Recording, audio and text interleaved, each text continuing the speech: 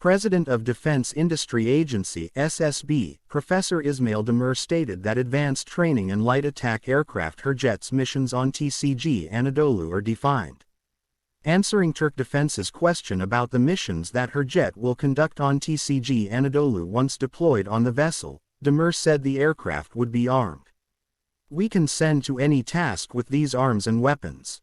It can fulfill close air support missions, air-to-ground attack operations and air-to-air missions.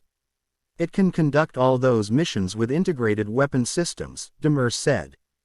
Turkish Aerospace TUSA's CEO Professor Temel Kotal answered Turk Defense's same question in July, stating that it is better to ask the Turkish Navy about the missions that aircraft can conduct.